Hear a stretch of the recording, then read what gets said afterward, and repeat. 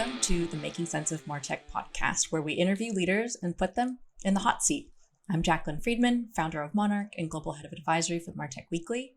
Let's dive in and meet our two guests for our very first debate episode. So first off, we have Karla Vince. She leads marketing automation at Topcon Healthcare with a B2B background spanning Grammarly and Roland DGA. She brings a sharp lens to lifecycle strategy and scalable, human-centered systems. She's also a Salesforce marketing champion and is on the Community Group Leaders Advisory Board. Now on to James.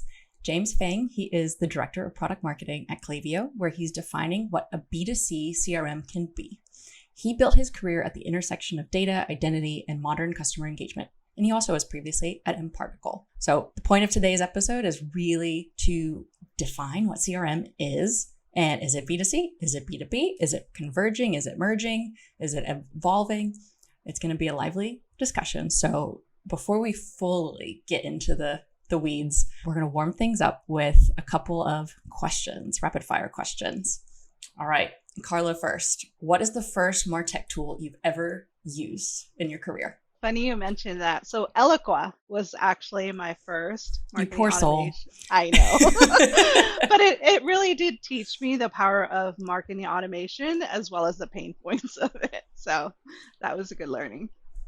For sure. What about yourself, James? Yeah, so as a product marketer, I was never, directly creating campaigns, but Marketo was my first tool. Again, Also, I was never you a poor channel soul. owner. Yep. But at Okta, our lifecycle marketing team had to build free trial nurture sequences for developer signups. Makes sense. But I would say the first MarTech tool probably I knew like end to end, like intensely was obviously mParticle, because that makes sense. by definition. All right, this one might get a little spicy. Salesforce, innovator or oversold? I would have to say innovator, but layered with complexity. There's a lot of things really that I think Salesforce is leading the way when it comes to the CRM, coining CRM as one of them. So I'm excited to see all of their new product releases. However, there's stiff competition right now. Competition's a good thing. Yeah, which is a good thing. So I still put them in the innovator category. Yeah, I'm going to say a little bit of both. I would say they were innovative in the beginning, but it wasn't CRM that was their innovation. It was the business model, SaaS. And you can't deny they invented SaaS, right? Even their first product, like their UX wasn't anything special. It was always clunky. And they've acquired a bunch of products over time, right? And bundled it all together as a suite. And so now I wouldn't define them as innovative. I would say they're more, I hate to use the word, but a little bit legacy even, not modern. Yeah, I have to tend to agree with both of you because I think it's both accurate for sure. Okay, now what is both of your favorite CRMs? This is maybe where the debate almost begins. Yeah, I mean, I have to kind of play my brand here and say it's Klaviyo, but we'll dive that into a bit. Probably a traditional CRM, I would say HubSpot. Interesting. I've used different B2B CRM systems, and right now I think Salesforce is my favorite one from its scalability. However, I hate to say this, but HubSpot is pretty simple. So, I'm not going to plug in HubSpot because it still lacks a lot of the integrations when it comes to like integrating with Salesforce and from a B2B standpoint. However, like they are really making some innovative decisions to really compete with Salesforce. So I'm excited to see that. Okay. Does the term B2Me trigger either one of you? I know it triggers me. It's a little triggering because while I understand the intention behind the hyper personalization, B2Me often overlooks the reality of B2B. We're not selling to isolated individuals. We're selling into buying committees, teams, accounts. The relationship isn't just with me, it's with the ecosystem. B2Me really risks reducing the nuance of account-based engagement into a consumer lens that doesn't always fit. So that's kind of like why it irks me. What about you, James? Yeah, it's absolutely triggering because why would they add another term, right? Right. We have enough of an alphabet soup already. Yeah, and it's also not descriptive. At least B2B and B2C, it's very self-descriptive. So if they really mean just one-to-one personalization, then just say that. It's more of an accurate term. I agree. All right, to get a little techie, I'd be remiss if I didn't ask, what CRM does your team use, starting with you, James? Yeah, so we actually do use Salesforce for traditional opportunity sales automation and management, but we use Klaviyo for lifecycle marketing. We drink our own champagne. Understood. At Topcon Healthcare, we use Salesforce CRM, and we also use Marketing Cloud account engagement for the B2B marketing automation side of things. Pardot. Refuse to call Yes, it. Pardot. Yes. Oh my gosh, I can't believe I didn't mention Pardot, but yes, it's getting on me with Marketing Cloud account engagement or account engagement, but Pardot will always have a soft spot. Lives on forever. All right. Last of our rapid fire questions. Who is someone you admire professionally or personally? Either one. James, why don't you go first? Yeah, I'm gonna have to say my spouse because she's my better half, and she just recently just planned a vacation. We just got back from Southeast Asia, and so she keeps me grounded. She keeps me looking forward to what really matters in life. So That's awesome. Yeah, I would say Steve Jobs. It's kind of like a cliche per se, but like he was one of those people with really a vision and such a great marketer. Now, from a personality standpoint, I don't know if I would want to be friends with him. However, he was very bright in understanding what the consumer market and how people reacted to things and creating that excitement. So I'm always about understanding user behaviors and really doing responsible marketing. And so I love to see how Steve Jobs really created that excitement. Makes sense. All right. This is a section where I'm probably going to mess up a few times because I rarely have to speak this much off of prepped. But when I personally was diving into the history of the CRM, it was fascinating. And I tried to condense it as much as possible. But there's some interesting points that are worth at least highlighting. Alrighty. So we have you both here on the podcast to debate the often used word meets acronym CRM, which is also just a customer relationship management tool for short. But before we dive in, I'd like to actually walk us through a very, very brief history of its origins because we can't learn where we are today without knowing where it came from. And it goes back much further than I anticipated. Truthfully, the very earliest version of a CRM dates back to ancient Rome, which is not what I was anticipating. Around 600 BCE, wealthy Romans employed nomenclators, aka, unfortunately, slaves who whispered names and details of people their masters encountered. It was the original unpaid CRM copilot with personalization powered by memory. There's still some components that are very interesting. And so let's fast forward to 2,500 years later into the 1930s when James Farley, FDR's campaign manager, used index cards to track everything about the people Roosevelt met, from spouses, kids, hobbies. The Farley file was a political CRM before software even existed. And so then we're going to skip about 50 years and get to the 1980s. And database marketing and early digital tools such as Act and Goldmine had emerged. And then by the 90s, Siebel introduced CRM into the enterprise with on-prem solutions. So we went from not only just writing it on paper to on-premise, it was stored. So think of it as almost an Excel file that kept. But then we get to the late 90s and Salesforce enters the picture in 1999, launching a cloud-based CRM and pioneering the SaaS model, scaling while others stumbled during the dot-com bust. Meanwhile, they just kept going. And so thus the real race began for the term CRM and for competition. And Oracle acquired Siebel eventually. Microsoft launched Dynamics. 2004, Salesforce IPO'd with the ticker CRM symbol. And since then, newer players such as Pipedrive in 2010, HubSpot in 2014 have joined the market to help reshape the ecosystem in the landscape. Which leads us to today's conversation. What in the actual heck is a CRM? And I've seen the term used differently based on business model, but what is your ultimate definition of CRM? Starting with Karla. Okay, this is going to be interesting. I think a CRM is not a tool, it's a discipline. It's a systemization of how we manage relationships across time, channels, and teams, touch points. So it's all encompassing in one. And I really do see the CRM system as we use it coined for B2B usage. Okay, the spiciness has begun. James, you're up.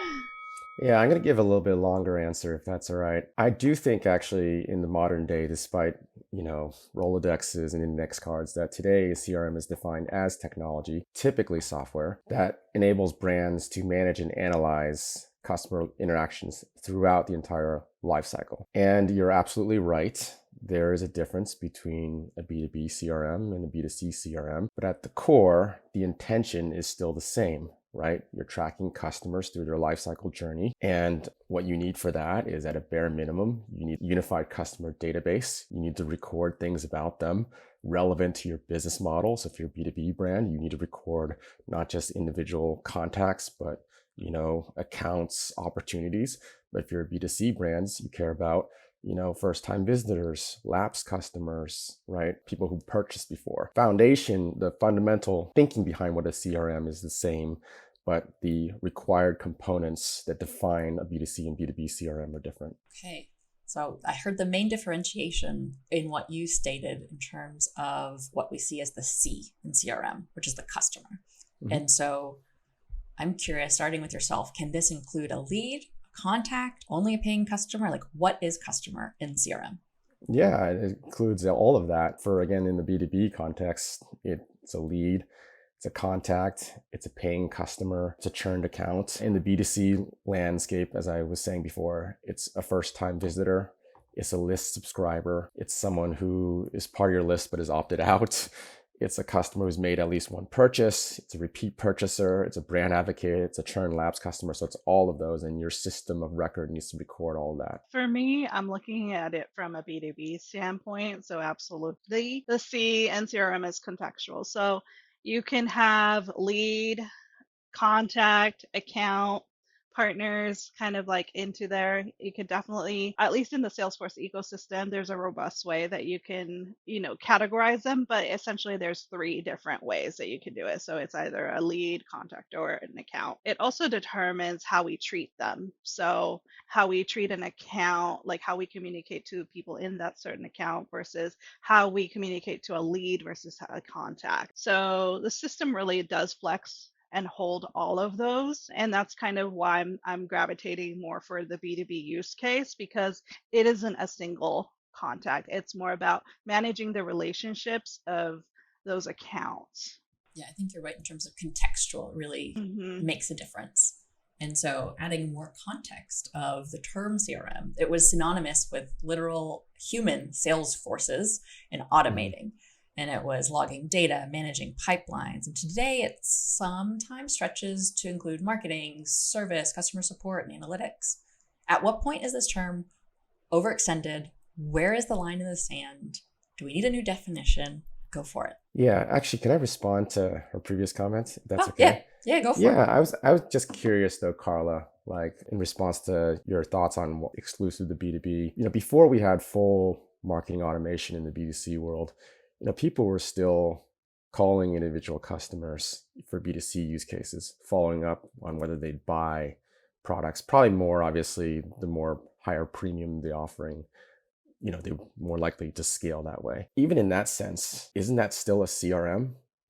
Or are you just saying because we've achieved automation, we can no longer call it a CRM? It's kind of interesting because it kind of dives into what Jacqueline was asking about, like, if the CRM is really too stretched right now. And I think it's evolving, right? So when CRM starts to mean marketing automation, ticketing, BI, and everything else, we really lose clarity. I draw the line at orchestration versus execution. So the CRM should unify, not replace specialized tools. That's how I see it. So almost as if there's still a back end with everything, and it's just the interface with which certain aspects of a team or an organization navigate and leverage. Is that fair to say? That's a fair statement. Yeah, I would disagree, of course. But, and I would, again, point back to history, like Siebel, even when they launched their platform, what really made them successful was, yes, they introduced Salesforce automation. That's always 101. But they actually built a comprehensive suite that did include sales, marketing, and customer service. And even the Salesforce that we know today, Service Cloud, is just as big as Sales Cloud as is Marketing Cloud. I would argue the issue of why it's not used in the B2C context is there is not a single brand that you can think of that truly encompasses an all-in-one system on the B2C side. So no brand is able to claim that, nor do customers have a perception that there is anyone out there to offer that. So if there truly is something out there, then I think that is a game changer, that they have the right to call themselves a B2C CRM. Okay, now I got some numbers to back some interesting perspectives that we can dive into. So I have a LinkedIn group community of brand side marketers as well as consultants only, no vendors allowed. And I asked this very question, and 75% of the community viewed Salesforce, HubSpot, Pipedrive as examples as true CRMs. Meanwhile, 21% selected other to explain while no single tool fully embodies the CRM, it's still owned by those previous players. So that ultimately is 96% aligned, while only 4% saw Klaviyo, Braze, Iterable, Marketing Cloud as CRMs.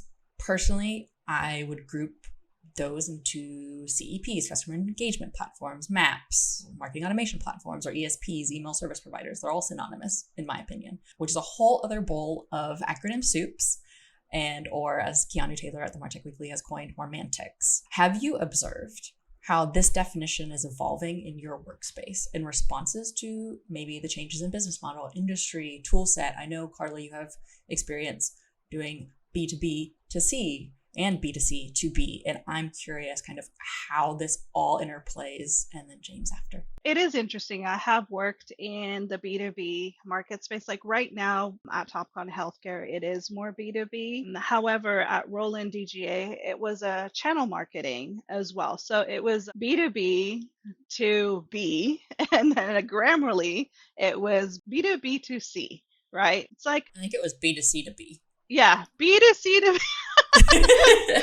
All these acronyms. But what was interesting is that, like at Grammarly, kind of similar to what James was mentioning, we had two different platforms, right? We had the Marketing Cloud account engagement side to manage the relationships between the B2B side. And then for Lifecycle, we had Marketing Cloud, the exact target side of things. And then eventually Iterable also in replacement. Eventually Iterable that we moved into. But we always had, like high touch and Databricks. So like the Databricks portion of things was like our information hub where all the data was stored between the B2B and B2C portion of things.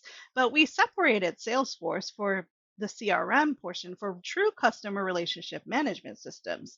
So managing account relationships, managing those opportunities and campaign influence, all of that. So I almost feel like, it's still held to the core of what a B2B CRM system does, because even when we had this, direct to consumer side of the house, we didn't necessarily integrate it into our Salesforce system. We had it in our Databricks to pull some of that data, pull it back for like our GTM, approach, but product-led GTM approach. So it's still kind of true. What I think James is trying to say with Klaviyo, I have to be honest, I have not used it. So I'm always open to using new tech and learning new tech, but it does seem like what is described, at least from what I hear from James, it's almost like a marketing automation tool of, communication relations, which is kind of like what we're doing with Marketing Cloud Exact Target for the consumer side of the house. I almost feel like, do you have to coin it as a CRM? Because maybe there is a space for those like, product offering that is more targeted to the consumer side of the house, but it doesn't necessarily have to fit into the CRM, which is really something that is coined for the B2B use case, in my opinion. But yeah, I'd like to hear from James. Yeah, of course. Yeah, so first of all, Jacqueline, I'm going to respond to your poll to your readers, and I would say it absolutely matches what I said earlier, which is you're right. The industry's perception is there is no such B2C CRM, and the key difference I would argue between like a Klaviyo and some of those other vendors you listed, Braze, Iterable, the CEPs, Maps, is they don't have a service offering, and they never claimed they had a service offering. But Klaviyo, when they announced B2C CRM, it wasn't just, oh, yay, we're the only B2C CRM. Here's Klaviyo's service. You can create tickets in them. You can assign them to queues and agents, and there's a web chat. Again, it's service contextualized the B2C. We're not talking integration into call centers and consumers, as you know, don't want to talk to a live person. They want self-service, right? But it is a full stack CRM for B2C, and those other players don't have that, right? So that's where the claim comes. We are not just a CEP anymore. You have to elevate us to something that's different. And traditionally in the B2C world, that's a messy tech stack. And you would integrate those data points together because you'd want to know some customer just came off an irate ticket. They gave a 1-star rating. I'm not going to send them, buy my premium item. I'm going to send them, here's a 10% discount. Please stay with me, right? So, and there's power when all those tools are not just integrated together, stitched together, but when it's all unified, one interface, no data syncing required. And then the other point I wanted to make is I totally get there are brands out there like Grammarly, and even in the B2C world, I think of brands like, maybe a Wells Fargo or a Nike, right? And they're going to have very sophisticated data engineering teams. Their Databricks or their Snowflake is going to be super clean. They're going to have, whatever ETL tool and everything piped in. But Klaviyo has 167,000 brands. And a lot of those brands, right, for them, there are a single team, maybe even one person for both lifecycle marketing and in some cases even support, or maybe two bodies, right? And they cannot afford, again, this complicated, construction of a machine of multiple components to build what they need to deliver, which is a unified end-to-end experience. So I do see a bifurcation of the market that's very clear, that where the ones only, I would say, towards the top that have that luxury of that technical resource can build a very sophisticated stack, whereas everyone else is looking for something simplified. Something I kept hearing from the both of you is, of course, we're talking about the end user, whether that is a paying customer, a potential lead that could be a paying customer. I kept hearing words that weren't usually customer. And oftentimes in B2C, I hear paying user or just users, because MAUs, WAUs, that is a very common B2C term. And so I'm curious if maybe we're seeing customer as a different term altogether. And is that maybe the line in the sand that we needed to properly discuss? Yeah, and I want to actually combine my answer with, actually, I didn't address your previous question, is what about different business models? And I would say even within B2C, there's nuance. Yes, you have your traditional commerce, and that's fairly straightforward. To your point, it's your customer, they've purchased something, they haven't purchased something. But then you also have service-oriented businesses, and they operate by appointments, bookings, subscriptions, right? And then they may even care about household. To them, that is an entity, right? Because you don't buy Netflix subscriptions as an individual. You could. Typically, you share them amongst your household. So even within B2C CRM, you're starting to see there's complex data structures that need to be formed, which is why I go back to, I don't think that, it's just B2B that needs a CRM. You need a sophisticated system if you truly want to service a business that is able to handle that. The other point I would say is I've also seen in the B2C world, like verticalized CRMs. Sometimes they'll call themselves verticalized point of sale or verticalized CDPs, use something else besides CRM. But, especially, for example, in the restaurant business, or, you think of something like a Toast or like an Olo, right? Or in the hospitality business, right? So there are going to be folks who want to say, I'm very dedicated to that. And not only will I offer a CRM, but I'm going to also offer, reservation functionality or, table management, whatever it is, right? So we're seeing different approaches, but the need is still there. They need to manage customers at the end of the day. Yeah, it is interesting because even though the CRM has customer in it, the actual fields are not customer, right? So leads is not necessarily a customer, it's more of a prospect, right? But we're still building that relationship between those leads or prospects, contacts once they have converted, and accounts when they have an opportunity associated to it. So I do think that, it's something to do with pipeline management is what it really comes down to from a B2B perspective, because all of them are touch points to become an either a customer, like a prospect that has identified that there is a need or there is something that we could sell to, or an account that we are going to then expand our relationship with. Either we upsell or we continue those relationships, things like that. But the holistically looking at it, I think it's just coined with customer relationship management because it's still very to the core, right? Once it becomes a contact, once it becomes there's an opportunity to close one, you are continuing that relationship. When it's a prospect, you're still prospecting and continuing that relationship from a prospecting side of things. So it is interesting because even in CRM, customer field doesn't necessarily exist in Salesforce. So it's account, lead, and contact.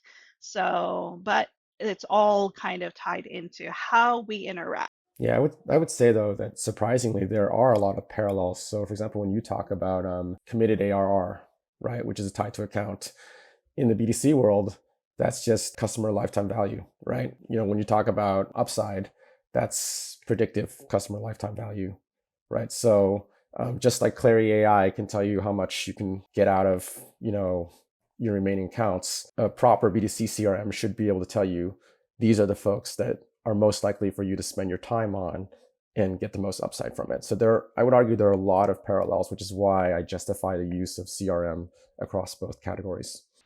Yeah, I think that traditionally with CRM, really it is to do with a sales force.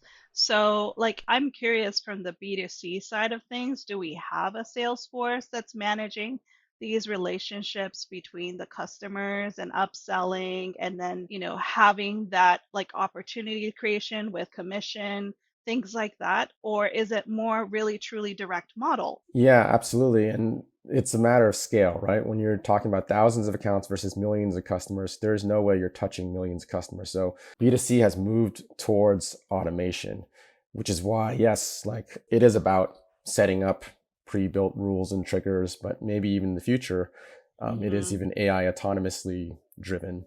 That is the future of, I would say, B2C CRMs. Yeah, and I don't think the B2B side of the CRM will ever be autonomous because it's just going to, have that sales team. So, and I think that's really the reason why I'm trying to understand why, a tool like Klaviyo is trying to coin CRM when I think there is a unique market for the use case of, the B2C use case. However, it doesn't necessarily have to be a CRM. I think it's its own unique thing, and it's you could almost separate it out, and that may actually drive people more to understand that tool. I think there might be friction currently because there is such a strong identity with B2B being coined for CRM that it may almost benefit, I think, Klaviyo to have its own, but not try to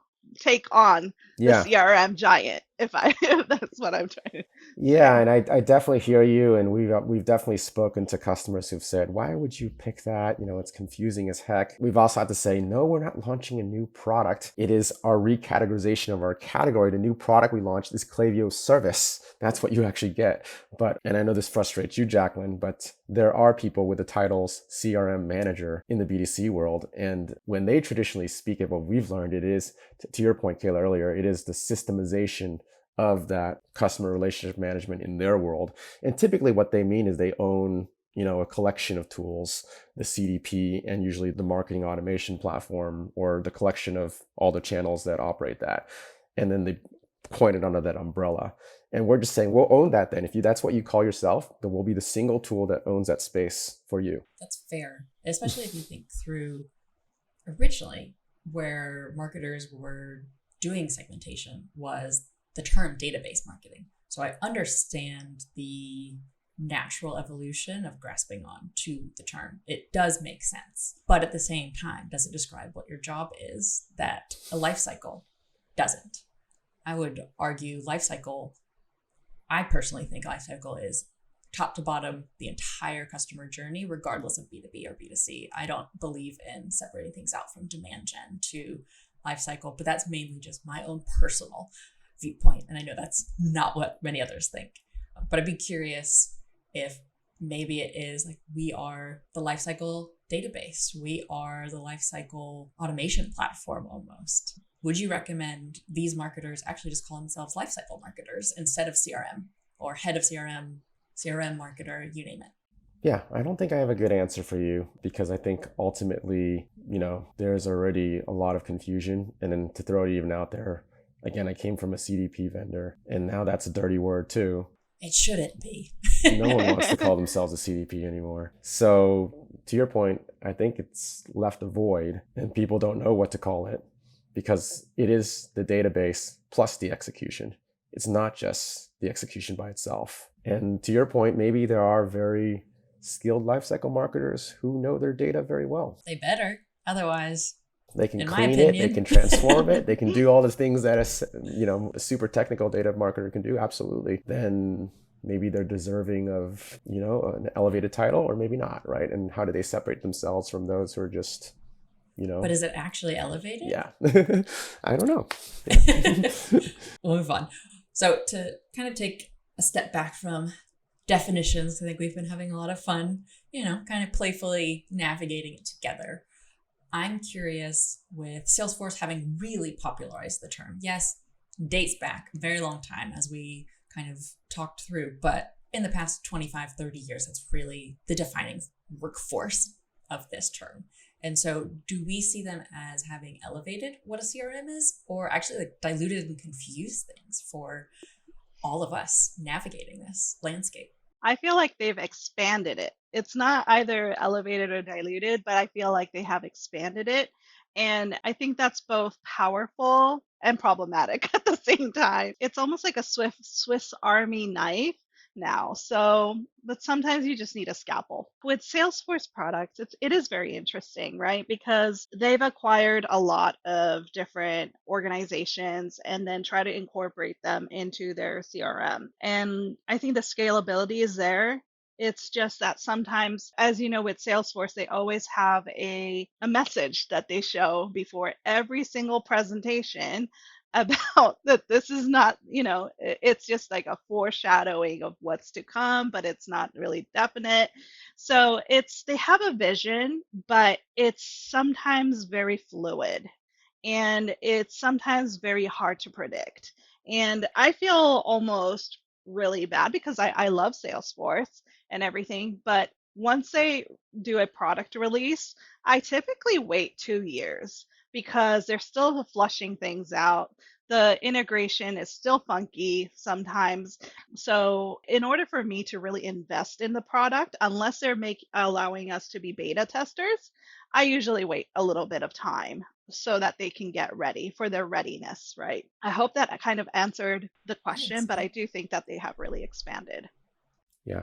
I would say absolutely they did expand it and they did a lot of things right. App Exchange, for example, allowing people to build on top of their ecosystem, like that anchors them down even more. But I think where they are right now is they've grown so big and put their arms into so many things, like their whole big agent force thing. And then, they're also trying to get into Commerce Cloud and all the verticals, and then, B2C, they're frankly losing to a lot of the specialized B2C players. And so they have to pick, what is our core business? Like, do we want to attempt to win in all of these or say we're doubling down on these areas? And they might lose their core if they're not careful. So, I definitely agree with you. As a person who's been in Salesforce for over 10 years, I see that they should be probably sweating with new CRMs coming up. But I think that's good pressure. I think that is finally going to give them more, incentive to really work on their core products and improve them because they still have the majority share when it comes to the CRM systems, but they can't be comfortable. And only then can they really be more innovative, right? Once they start feeling that pressure. So as a user, I'm excited for that and I welcome competition. I'm personally very excited that HubSpot has been increasing their abilities to deliver. And to your point, Karla, maybe we wait 2 months instead of 2 years on their product rollouts, which truthfully, you don't want to be. It's just like getting a new car model. You want to wait a few years into that specific car model to ensure you're not getting any of the recalls. They need to learn from the bugs that they didn't anticipate, the corner cases their customers push tools to the edge, because that's one of my favorite things is to stress test tools and see how far I can limit them and really help them scale further. I've got a question and a suggestion. So I have a big vision personally of what CRM should be. And I see it as a centralized data warehouse that feeds into an interface acting like the company's entire brain, pulling from every source, powering a true 360-degree customer view, which who's ever done that? Don't know. That is driving strategy, decision-making, experimentation, you name it. And this is not a unique vision concept. This is not my own, but it's also snake oil. We've been sold it for literally 10, 15 years that certain companies can do this. So how do you both foresee this ever becoming a possibility? And do you see this even being a CRM? Or is it something altogether different? I think that is where a lot of companies, frankly, are already building towards today. The difference, I would say, though, again, is for some companies that data warehouse is a separate thing. It's not embedded into the CRM itself. So almost like it's a headless system.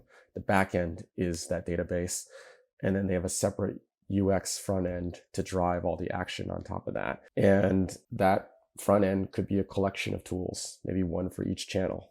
Right. Again, very common, I would say, especially if you are more of a legacy enterprise that have stitched together all these things over time. It's very hard to unwind all that. But I do see a future where more modern companies, maybe they build from a very unified platform. An example that we see common is in the commerce use case. Shopify is growing very fast, and commerce brands will latch on to Shopify as, hey, this is going to be our one platform for merchandising, for localization, for, all of that. And then we want one single platform to do the rest, to do all of our customer engagement.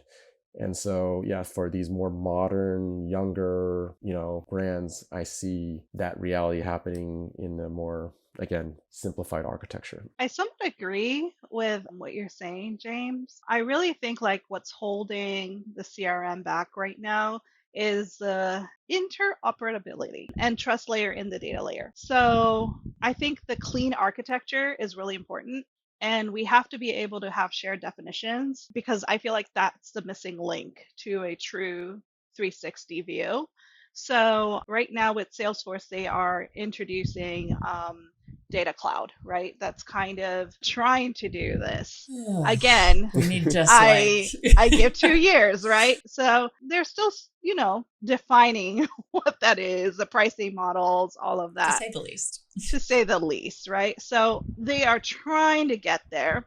Although Customer 360 has been, I think, promoted by Salesforce, like, Amongst others. Almost yeah, everyone pretends like they are. for a while now, right? So that's why I'm thinking like it's just a name change. It's from CDP to Data Cloud, So Mhm. I don't know. I feel like they need more definition, right? Like for that, what does the architecture look like? But internally too, any CRM itself needs a defined architecture, needs like the definitions in order to really utilize the data anyway. So that's kind of where I'm at. Like, I think that that's holding back the CRM a little bit. When we're looking at a B2B standpoint, some organizations want to separate their data, right? So keep their B2B data in Salesforce, maybe like the B2C data in, Databricks, like what Grammarly did because of the number of records, right? Like Grammarly has crazy amount of records. Mhm. So if we were to push that all into a CRM, it can be very, very expensive. So Also potentially slow down a platform, no matter the right. size, when you're dealing in the hundreds and hundreds of millions. Oh, Mhm. yes. We were notorious for breaking the systems, right? So That's the fun part. that's the Mhm. fun part. But I think like a lot of the CRM providers have this goal, right, to do the 360 view. Now, who's going to get there first, right? And successfully really launch it. So that's what I'm kind of taking a look at. I am tech agnostic, so I like to, dive my hands into everything. Just right now with Salesforce, it's ingrained with a lot of enterprise use cases, which is definitely still, I think, the number one CRM provider with from a B2B standpoint. But that doesn't mean that I'm not interested in learning more about other CRM providers. And I've actually utilized different CRM providers from HubSpot to Microsoft Dynamics. And as she wears her Trailblazer sweatshirt. oh yeah, right there. Yeah, and even homegrown ones, which are That's a nightmare. not recommended whatsoever. But yeah, there's like, I love being challenged and I love learning about the different use cases. So, I want to keep Salesforce under pressure, right? So that they can improve because there is a lot of good with Salesforce, but I would love to see more innovation Yeah. from their side. Yeah. The only thing I would add is I think a lot of brands, including Salesforce, can achieve quote unquote 360 degree of the customer. But I think you need to go beyond just saying we have 3 tools that give you that. The hard work is saying I don't need to create a segment in both Marketing Cloud and Data Cloud. You're one company. Can you do the hard work of replatforming so that one data object is the underlying foundation that can, move between your own products? And that's where, someone more modern, again, I'm making my Klaviyo pitch, where we didn't have to integrate and stitch together 20 acquisitions, can say that's exactly how we built it from the ground up. So you have the inherent, unified data layer from the get-go. I'll challenge you slightly in terms of if we're working with a company or working at a company that has PII or has to abide by HIPAA regulations. I think there's certain, and that's technically both B2B and B2C that have, actual patients. And so when there are ethical and regulatory aspects, all in one is not always the right solution. And of course, we should have options no matter what industry you're in to choose from. All right, I've got one last question. So we've been, to your point, Karla, looking at some forward-looking thoughts and statements. And so continuing to look ahead, do you both see the CRM becoming obsolete, reinvented, especially with AI, MCPs coming into play? Where does personalization come into this and managing relationship?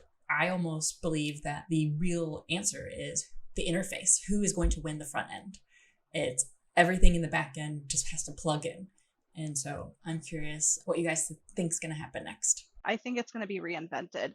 So right now, the race is with AI, I think. And I think it's going to become more proactive.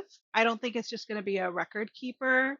There's going to be more predictive triggers, smarter workflows, and more conversational intelligence is what I kind of see happening with the CRM in the future. Like Salesforce is plugging in those features already.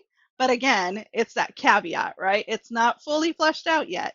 So, but I could see how like that is the right direction to go into. I'm also, not just with the CRM, but, from the web perspective too, like how people come in and how we're going to engage with them. Now we're seeing a lot more AI agents, things like that. So I do think that it's only a matter of time that it's going to be reinvented. Agreed. And also, that's where HubSpot currently has the advantage. They're the first to launch MCPs with OpenAI in a direct partnership. And that's already light years ahead of where Salesforce is. Granted, time will tell, but it's definitely an intriguing concept of what if we're having our agents speak to our customers? So does that mean we're no longer managing our customers because there's fewer people involved? I don't know. Just to answer, like right now, our team is working on incorporating AI agents, but it's because we are a company that has area sales managers, but we don't have a BDR team. So essentially, AI agents is going to work as a BDR team to help our ground force area sales managers. So we still have the people component because I am a huge believer that AI should not replace people, that we should work together and it should help alleviate some of the work, but still require people to manage and oversight things. So Yeah, I was just going to add, totally agree that the next frontier in this space is definitely AI. But what we've seen is I think there's also, again, a bifurcation of the market. I think when you go down market, again, when you're resource constrained, when you don't know how to, to embed the LLM into their platform and almost make decisions for them. Can you just give me an agent that autonomously picks my campaigns, picks my audiences, fine tunes, optimizes? As you move up market, then you'll have more and more of, hey, I don't want to just operate blindly. I want to know which decisions you're making, and I want to be able to influence them. And when you go all the way up market, then you're like, no, we have our own OpenAI API key. No, you're plugging into us. We're calling your APIs. We need an MCP server. So again, that's the frontier, but it's interesting to see, when it's just building. So to your point, James, it really sounds in a lot of capacities that the maturity of an organization, the scale of the organization, and the complexity of the organization is actually maybe the real defining aspect of CRM more than anything else. It's kind of like you've got all these different scale up, scale down that impact exactly what you need. Because to your point, some companies need plug and play versus others want to architect it. And maybe ultimately, and this is a complete guess, that's what a CRM is. It just depends on where in the maturity aspect your entire company is, whether you're up market, down market. Maybe that's the answer, and we've solved all the world's problems. I don't know, or created some new ones. Yeah, I would say that, and still all the business models, and still B2B, B2C. It's all of that combined. People want something tailored for them. You know how, of course, people buy. So deservedly so. Mm-hmm.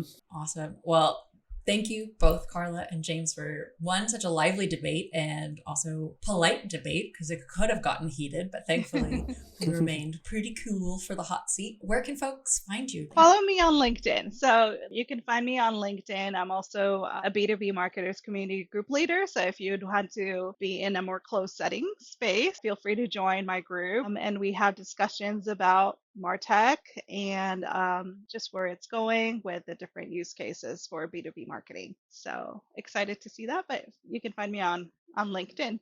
Happy to connect with everyone. Yeah, you can find me on LinkedIn as well too. I'm not as popular as Kayla, not in a million groups, but I'll be here. Just give me a follow. Well, thank you both. Really appreciate it.